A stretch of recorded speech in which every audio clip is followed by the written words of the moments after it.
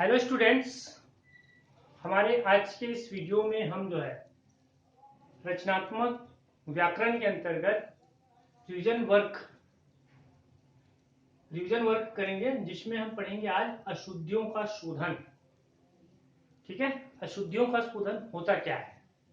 जैसे हम जनरली तौर पे बातचीत करते हैं या बुक रीडिंग करते हैं या किसी से हम कुछ लिखते हैं, किसी को बोलते हैं, तो वहां पर हमारे लिखने में, बोलने में या बुक रीडिंग करने में कभी कभी हम बोलते, लिखते और पढ़ते समय कई भाषाओं को जो है या कई शब्दों को हम जो है गलत उच्चारण कर बैठते हैं। ठीक है, और यही उच्चारणगत जो है कई तरह की अशुद्धियों का जो है हम जो है पढ़ते पढ़ते कई अशुद्धियों को हम ऐसे जो उच्चारण, गलत उच्चारण करने का उन शब्दों को जो है गलत तरीके से हम पढ़ लेते हैं।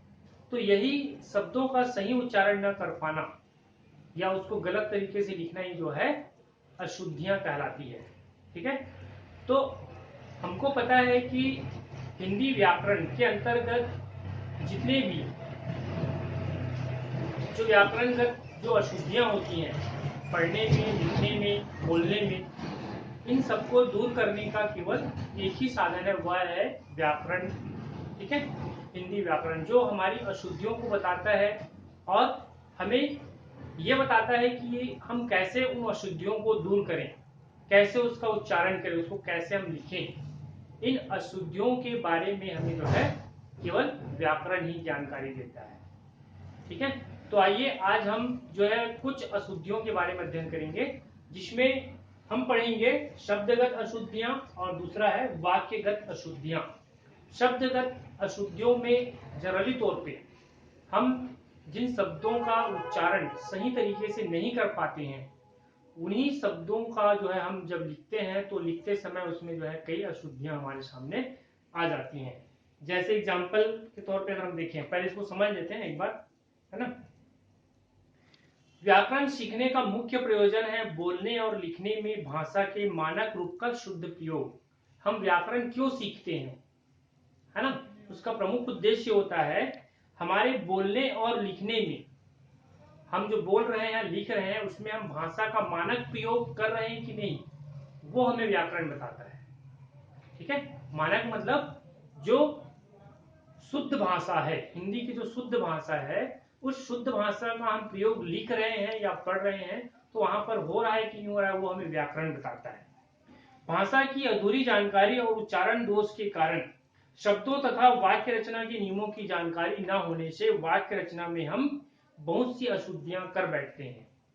ठीक है, भाषा की अधूरी जानकारी कहने का मतलब हमें भाषा का अगर पूरा ज्ञान नहीं है तो वहां पर हम जो है उच्चारण दोष के कारण शब्दों तथा वाक्य रचना के नियमों की जानकारी न होने पर वाक्य रचना में भी हम बहुत सी अशुद्धियां कर बैठते हैं।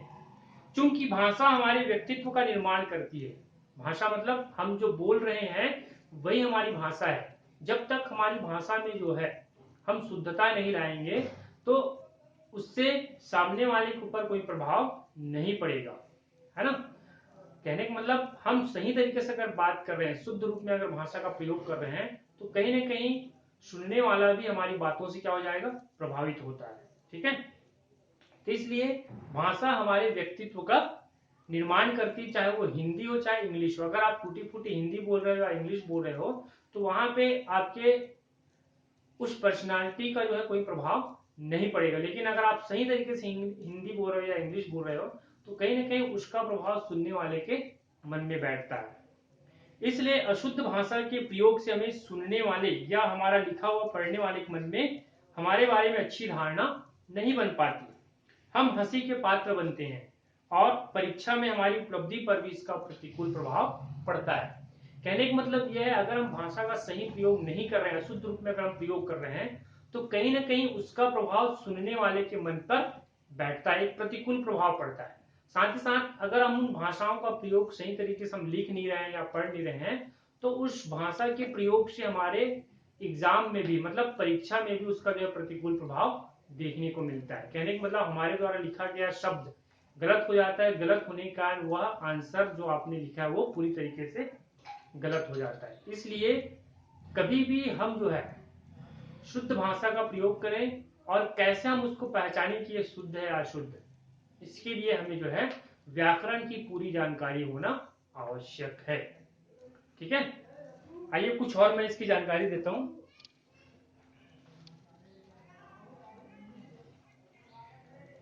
पहले बताया कि व्याकरण हमें शुद्ध बोलना और लिखना सिखाता है। साथ ही साथ प्रत्येक भाषा के कुछ नियम भी होते हैं, उनका अभ्यास न होने से हम गलतियां कर बैठते हैं। प्रत्येक भाषा के कुछ नियम बने होते हैं, उन नियमों की अगर हमें जानकारी नहीं है या अभ्यास अगर हम नहीं कर रहे हैं तो कहीं ना कहीं हमें गलतियां होने के बहुत ज्यादा चांसेस रहते हैं।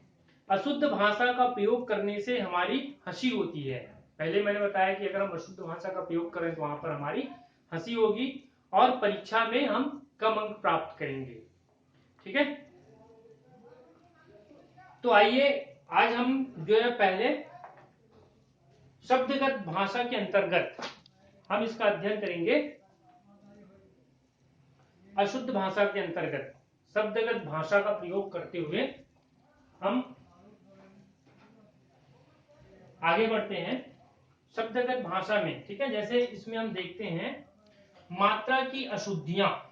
कभी कभी हम लिखते हैं या बोलते हैं तो वहां पर हमारी मात्रा की कुछ अशुद्धियां हो जाती है। मैं यहाँ पर कुछ एग्जांपल बता रहा हूं। जैसे यहाँ पर मैंने लिखा आजाद।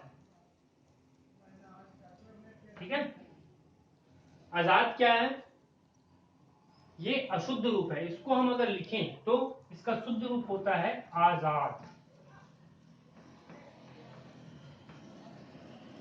ठीक है, उसी तरह से सामाजिक,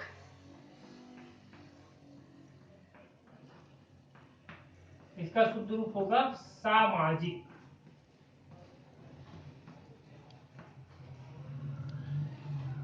उसी तरह से अतिथि,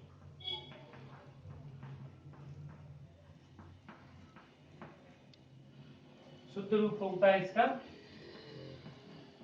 अतिथि। दोनों में जो यहाँ पर क्या हो जाएगा, छोटे ई की मात्रा आ जाएगी।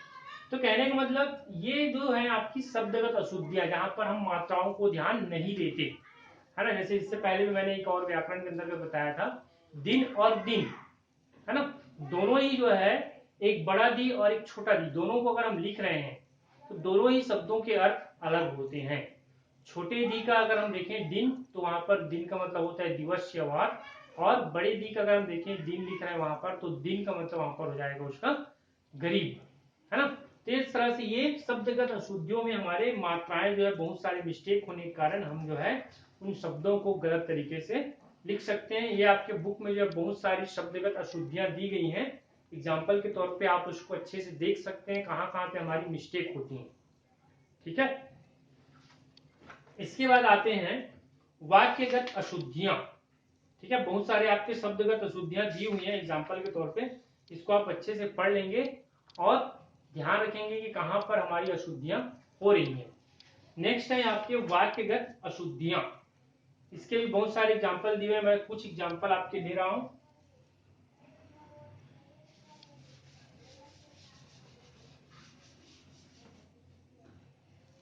वाक्यगत अशुद्धियों में जो हम वाक्य लिखते हैं वह वाक्य क्या सही है या कहां पर हमारी जो है गलतियां हैं, ये हमें वाक्यगत अशुद्धियों से पता चलती है। जैसे यहां पर देखिए कुछ एग्जाम्पल मैं ले रहा हूं।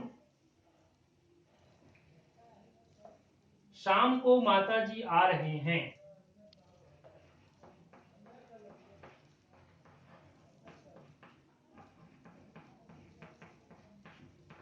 शाम को माताजी आ रहे हैं। ठीक है, अब यहां पर देखिए क्या शुद्ध है, यहां पर इसको हम शुद्ध करके लिखेंगे शाम को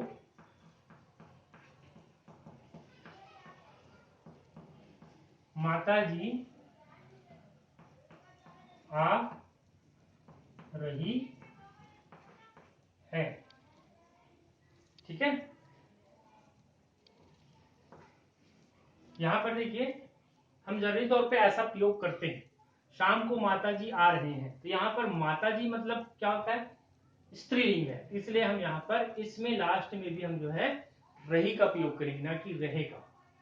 ठीक है, तो ये हमारे जो है वाक्यगत अशुद्धियां कहलाती हैं। उसी तरह से एक और एग्जाम्पल देखते हैं।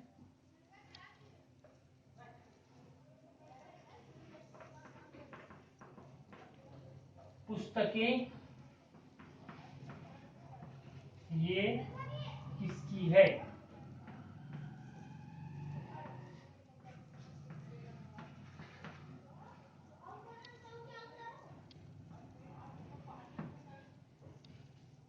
इसको हम लिखेंगे ये पुस्तकें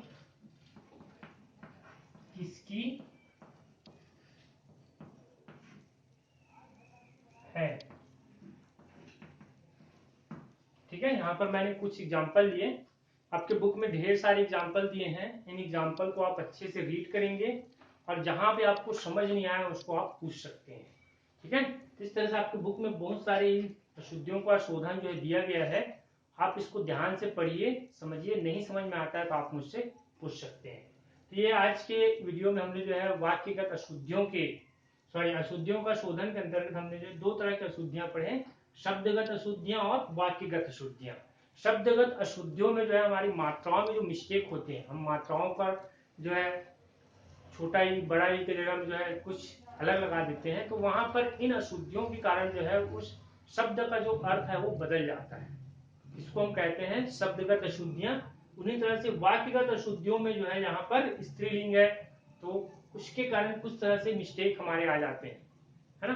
तो ऐसे अशुद्धियों को हम कहते हैं वाक्यगत अशुद्धियां। तो अशुद्धियां दो प्रकार की होती हैं, शब्दगत और वाक्यगत, दोनों ही के आपके एग्जाम्पल आपके बुक में दिए हुए हैं, आप उसको ध्यान से अच्छे से पढ़कर समझ सकते हैं।